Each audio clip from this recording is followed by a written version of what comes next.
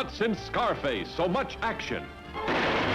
Not since the Marx Brothers, so much comedy.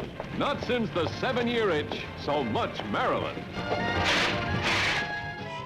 Because she moves. That's just like Jell-O on springs. Not an easy task for guys, you know, to stand or to walk on high heels, you know. It's torture, believe me. Ask any man, ask any transvestite how long it took him to get used to that. I tell you, it's a whole different sex. And the only way that you think you can save your lives is by joining an all-girl orchestra, so about 80% of the picture you're going to be in drag. Do you want to do it? But you're not a girl, you're a guy. Jack and I would make bets when Marilyn would get it right or wrong. You know, Marilyn would come in and have a shot, shaking her hand, saying, relax, relax. Jack would come in and say, magic time, magic time. I was stuck between these two people. It was an irresistible combination. Hollywood's reigning sex symbol, a popular matinee idol, and an up-and-coming funny man, teamed with a supporting cast of the greatest names from the classic gangster films of the 1930s. Good night, honey. He was from the moon. I mean, this guy, or some other planet. I mean, he was crazy. Some Like It Hot was the creation of producer-director Billy Wilder and his writing partner I.A.L. Diamond. We get into a room and talk, or don't talk as the occasion demands, until something comes up. I mean, it's a close working relationship. Do you ever argue or fight about all the time? Do you? Sure. It's like a marriage, you know. And why would a guy want to marry a guy? Security. They came in every morning at 9 o'clock and 9:30. One of them read Variety, one of them read The Reporter, then they switched. Then they sat and stared at each other until somebody got an idea, and sometimes they stared at each other for 3 or 4 weeks. Before anybody sat down and wrote a word, they chalked the whole picture out, so that when you hear that they wrote it as they went along, they did, in fact, to a certain degree, but they knew where they were going. We usually start with 2/3 of a script written down on paper. That doesn't mean the rest of it wasn't constructed. I mean, we always had the third act in our heads, just a question of doing a little paperwork. My brother and I formed our own company. We named it the Mirisch Company, and we made an arrangement with United Artists for them to distribute our films. Billy came in one day and said, I've been thinking about this picture. And it's about these two musicians who are out of work, and the only way they can get jobs is to disguise themselves as women and get jobs in an all-girls band. What do you think? I said, I love it. Harold Mirisch had a house on Lexington Drive up in Beverly Hills, and he used to run movies on the weekends. So I go see Billy at Harold's house. He pulls me in a room. He said, I'm going to make a movie of two guys that have to dress up as women because they see a murder, and they join a girls' band. I'm getting Frank Sinatra and you and Mitzi Gaynor. I said, anything you say, sir. And at that point, Billy felt that Tony could do either role, depending upon how they cast the second role.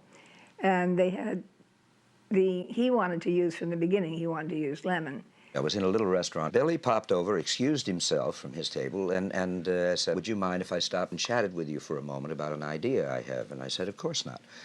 And he then plopped down, and I can't do Billy's accent. I don't think that Billy can do Billy's accent. But anyway, he more or less, in 60 seconds, said, I've got this thing, and it's set back in the 20s there with the St. Valentine's Day Massacre, and you're going to be a musician with another fellow who's a musician, and you witness the St. Valentine's Day, and so forth, and they see that you see them, and you two musicians run away and hide from them, and the only way that you think you can save your lives is by joining an all-girl orchestra, so about 80% of the picture you're going to be in drag. Do you want to do it? And realizing he was stone cold sober, a light went off, and I said, yes. I don't know why, to this day, I said yes. Normally I'd say, where's the script? Where's something? I just said yes, because it was him. But the money people didn't feel that Jack was, at that point, a big enough star, and they wanted him to use Sinatra. So they originally planned, the original plan was Tony, Sinatra, and Mitzi Gaynor. And Billy made a date with Sinatra for lunch. and Sinatra stood him up. And that more or less took care of that. Billy felt it would be too much trouble, and certainly setting him up for lunch was evidence of it. So then, about the same time, Marilyn called and said she wanted to work with him again. And he said, fine. And once he had Marilyn and Tony, Jack was plenty big enough. And nothing happened for a couple of months. And then I got a call, and he was at the Goldwyn Studios. He said, come down. I've got about the first act, as he would say, or 60 or 70 pages of it. He gave it to him. We chatted for a few minutes. I went home alone and read that thing and fell off the couch. And I knew then, boom, God had struck. You know, it was just one of those moments. Billy felt strongly about black and white because he felt that since the picture itself was in period, and since we were doing something that's going to be very difficult, namely trying to make our boys acceptable in drag, that might work better in black and white than in color, and he persuaded us to that. Incidentally, an awful lot of people, I'm sure, because I was aware of it in the industry at the time, thought he was crazy for making this film, or trying to make this film, that it would be a disaster, that he was trying to make a 2-hour or feature-length farce out of a 5-minute burlesque sketch. We had makeup tests, which were drudgery because we went through a week of Tony and me sitting side by side. I finally realized after about 4 days with the bee-sting lips that I was getting to look like a bad imitation of my mother. Jack always said that he patterned the character after his mother. He fell into it very easily because he's sort of a living room performer, among other things. It was much harder for Tony. Tony was very self-conscious about it. But Jack, the first time you put him in high heels, he walked out there and was, you know, talking girl talk to the members of the crew. You know, he loved it. He was having a ball. When Jack came out, he was like a 20-cent tart. He was chewing gum and his hips swaying left and right, you know, carrying a purse. When I saw him, instinctively, I understood that I was not going to do that. So I came out like Grace Kelly or my mother, always meticulous. And doing wardrobe tests, I realized we had it made. That is to say, we knew we were going to blend with each other like two good musicians. Finally, it was about the 5th day, and I said, what do you think, Tony? He says, I'm happy, and I said, so am I. Let's go show Billy. And he said, wait a minute, I got a better idea. He said, let's go and see what happens. See if they catch on to us right away or what. And I said, okay. So we walked down to the ladies' toilet, and we went right to the mirror, started putting on our lipstick. And through the mirror, we could see the stalls behind us, girls coming in and out. I finished my lipstick. I said, you do yours? He says, yeah. I said, I told you it would work. He says, I can't believe it. I said, let's go, darling. And we walked out. And as we got to the entrance or the exit of the ladies' room, a girl coming by said, hi, Tony. I said, hello, darling. So we went up to Billy's office, and he looked at the two of us, and he said, oh, it looks good to me. Then Tony and I told him about what we had done, and he said, that did it. Don't change anything. We went on location first, the back lot at MGM, because they had a train station. And that's where we did all of the train stuff, getting on and off the train. That's where Marilyn walks by and the steam blurts out behind her. I rather felt the steam was sort of a first cousin to the scene that Billy shot with her in 7-Year Itch, where the air thing comes up and blows her skirt up.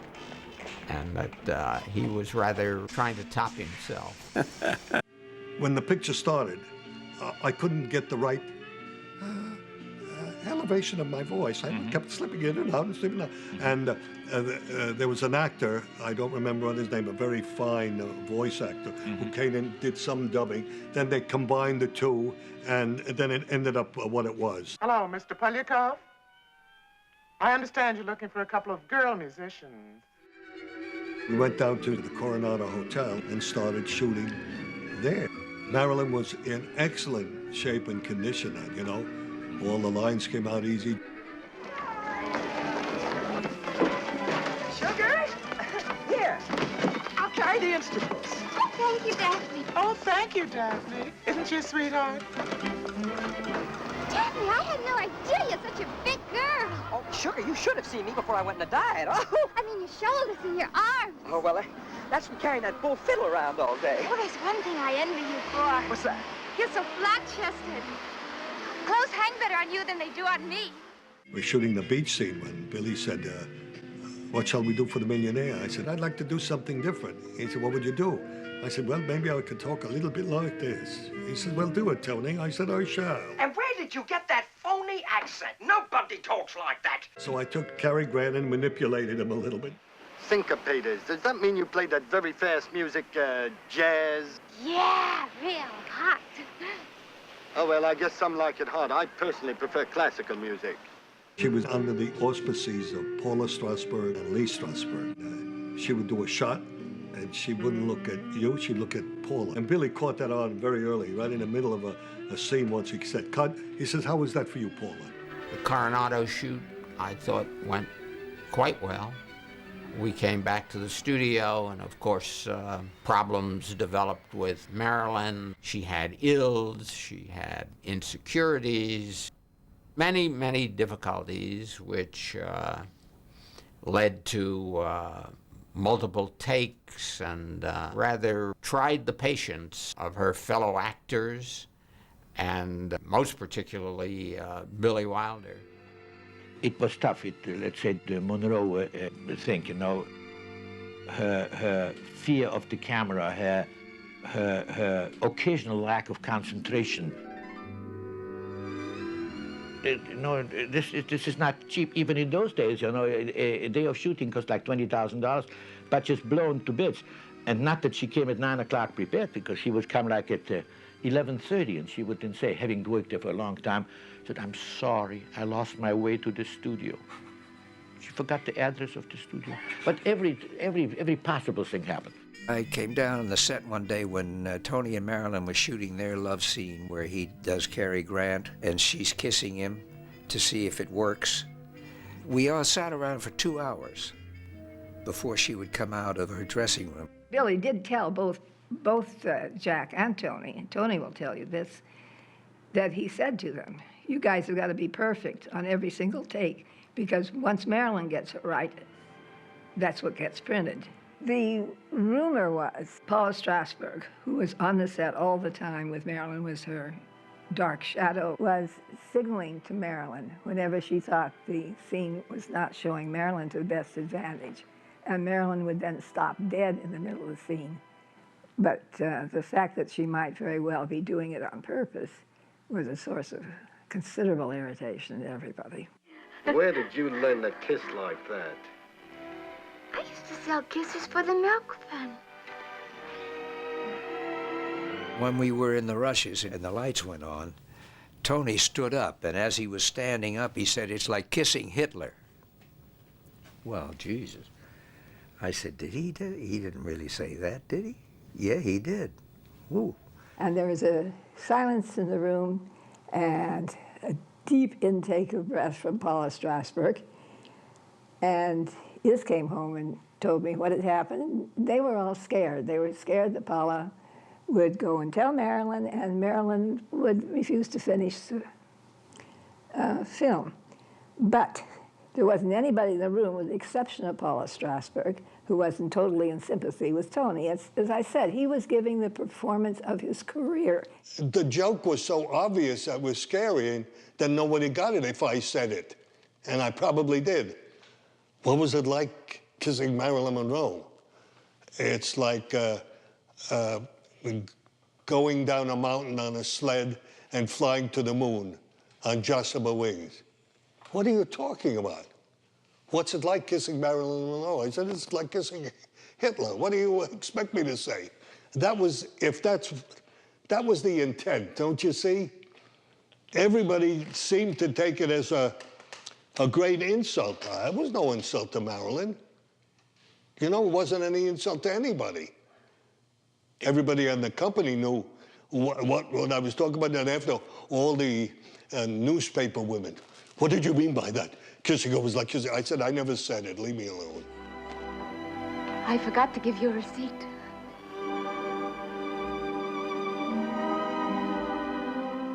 Walked onto the set, and there was Billy with these things going like this.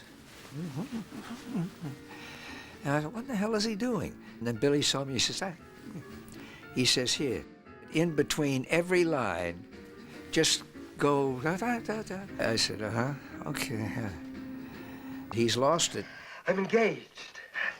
Congratulations. Who's the lucky girl? I am. What? Osgood proposed to me. We're planning a June wedding. What are you talking about? You can't marry Osgood. You think he's too old for me?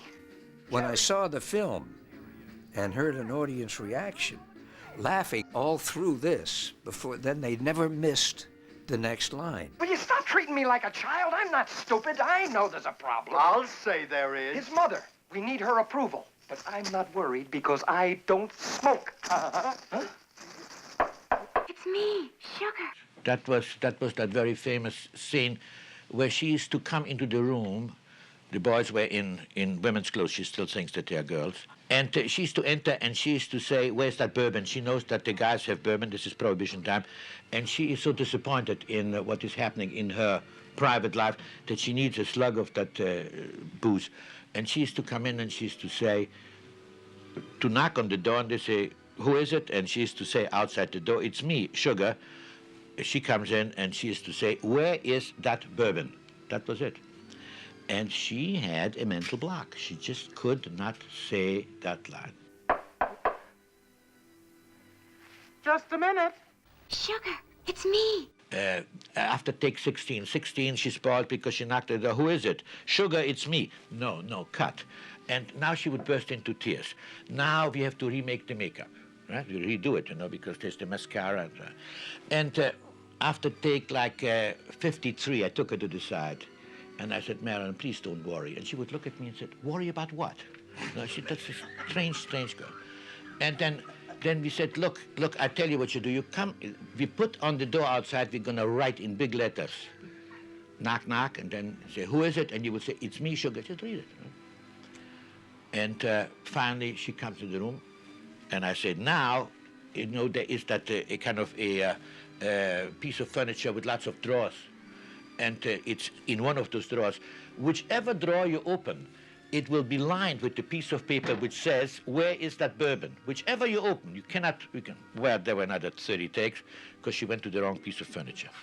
I would have printed anything except maybe where's that Dr. Pepper? So you just say, my God, this was a question as to who is going to have a nervous breakdown, me, the two guys who were suffering, or the money man. We work for the Mirisch Company, and this is not cheap even in those days. A day of shooting cost like $20,000, but just blown to bits. But the fact of the matter is, she had her back to the camera. They could have dubbed that line at any time later on. Where's that bourbon? And it became basically a contest of wills. One of them was going to win, and it was going to be Billy. It required a much longer shooting schedule than we had originally planned for it. I would guess the picture was $750,000 or so, or more over budget. I tell you, we were already shooting, and Ernst Diamond, my collaborator, and I were still fiddling around with the final scene. And it was late in the evening, and the scene had to go into mimeographing to be distributed. And we just said, now we need a big laugh, we need something. Lemon, in the girl's clothes, taking off his wig and trying to tell our beloved Joey Brown, the multimillionaire, trying to tell him, look, I'm a boy. Now we needed a punchline. And it got to be so late, and then finally, Ernst Diamond said, and so he says, nobody's perfect. And I said, well, and he says, look, it's getting very late, we can always change that line. It's not chiseled in marble, He just wrote it at home and left it with me while when he took it over to work on it with Billy. I read it, and when he came home, he asked me what I thought, and I said I thought it was an absolutely brilliant scene, but that I thought that the last line was flat, weak. And he quickly disabused me of that. He says, "You're absolutely wrong." And Billy agrees with you, and he's wrong too. And he said, "You don't understand the whole structure of the scene." He said, "Everybody in the audience loves to be in on a joke." And he said, "And everybody in this audience knows that Jack's last line is going to be, 'I'm a man,' and he's going to take off his wig. And they're braced for that. They're ready for the explosion." He says, "The only way you can do the other thing that audiences like, which is surprise, is to give them the flattest possible reaction. No explosion." Osgood, I'm gonna level with you. We can't get married at all. Why not? Well, in the first place, I'm not a natural blonde. Doesn't matter. I smoke. I smoke all the time. I don't care. Well, I have a terrible past. For 3 years now, I've been living with a saxophone player. I forgive you. I can never have children. We can adopt some. But you don't understand, Osgood. I'm a man. Well, nobody's perfect.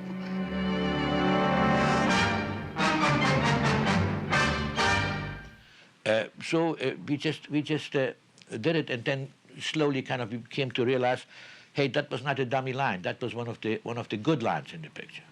And of course, it speaks to all of us. Nobody's perfect. The first preview was an absolute disaster, complete. They previewed at the Bay Theater in Pacific Palisades. Nobody laughed. Nobody really got it. They weren't quite sure what it was about. You know, they thought it was kind of a melodrama. And the next morning, Billy called me and said, we're going to preview again this Friday in Westwood. I said, oh, I said, gee, what did you cut? And he said 60 seconds. They cut scene they had no business cutting. When Marilyn tells me in the bathroom she's sleeping over Beanstalk, and he snores, and I tell her I could sleep over anybody. And so I let her take my berth, and I go sleep in her berth over Beanstalk.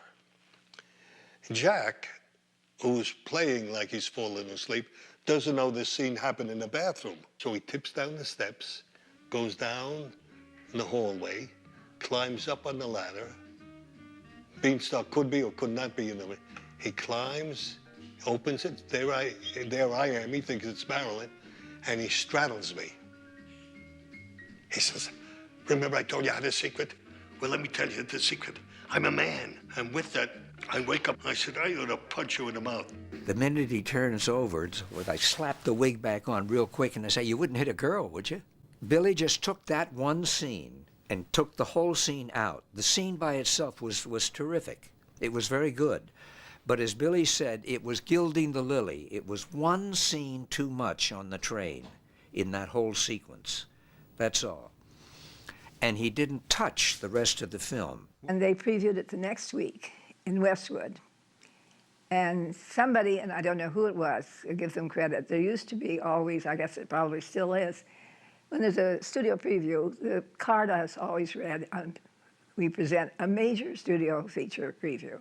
Somebody had the brilliant idea to have the card read at that screening, a minor studio feature preview, and the audience was smart enough to realize, oh, it's a comedy. And they laughed from the beginning. They never stopped laughing. When it was all over, you know, in that, naturally, I was absolutely drained. When I knew I had the final shots, and I looked at the rushes, and there were no scratches, so I knew we were in. It was a kind of an exhaustion. There was a moment of never again. Well, all I can tell you is if Marilyn was around today, I would be on my knees. Please, let's do it again. The making of Some Like It Hot was over, but its long life was just beginning. Loved by you, ba-deedly-deedly-deedly-dum, boop-boopy-doop.